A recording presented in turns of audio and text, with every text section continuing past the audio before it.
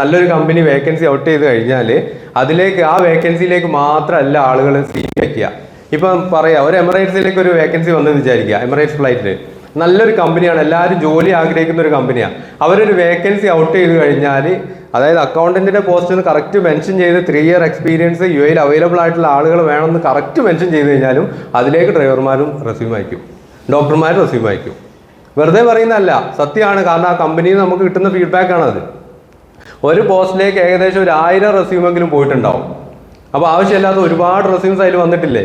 ഈ എമിറേറ്റ്സ് പോലത്തെ കമ്പനികൾക്കൊക്കെ manually short list ചെയ്ത് ഇത്ര ആൾക്കാരൊക്കെ സെലക്ട് ചെയ്തിട്ട് പിന്നെ ഇന്റർവ്യൂ നടത്താനുള്ള സമയമുണ്ടോ? അവർക്ക് ഓരോ സെക്കൻഡിനും വിലയുണ്ട്. അപ്പോൾ അങ്ങനെയുള്ള കമ്പനീസ് എന്താ ചെയ്യുക? വലിയ വലിയ കമ്പനികൾ നമുക്ക് വന്നത് ഓൺലൈനിൽ വന്ന് സ്പോട്ടിൽ ഓൺലൈൻ വഴി തന്നെ അത് ആ സോഫ്റ്റ്വെയറിലേക്ക് അപ്ലോഡ് ചെയ്യും. ആ കറക്റ്റ് റിക്വയർമെന്റ് അതിൽ കൊടുത്തിട്ടുണ്ടാവും. ആ റിക്വയർമെന്റ് മീറ്റ് ചെയ്യുന്ന റെസ്യൂം മാത്രം ഓട്ടോമാറ്റിക്കായിട്ട് സ്കാൻ ചെയ്ത് ഷോർട്ട് ലിസ്റ്റ് ആവും. അത് കുറഞ്ഞ ആളുകൾ മാത്രമേ ഉള്ളൂ.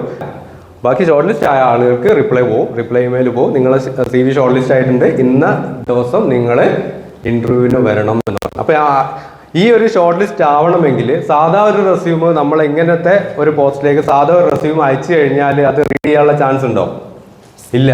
അതിന് ആ ഒരു മോഡലിൽ ഫോർമാറ്റിൽ തന്നെ നമ്മൾ ആ റെസ്യൂം പ്രിപ്പയർ ചെയ്യണം. ആപ്ലിക്കൻ ട്രാക്കിംഗ് സിസ്റ്റത്തിൽ നമ്മൾ അതിൽ കണ്ടന്റുകൾ, അതിലുള്ള വേർഡ്സ് ആണ് സ്കാൻ ചെയ്യുന്നത്.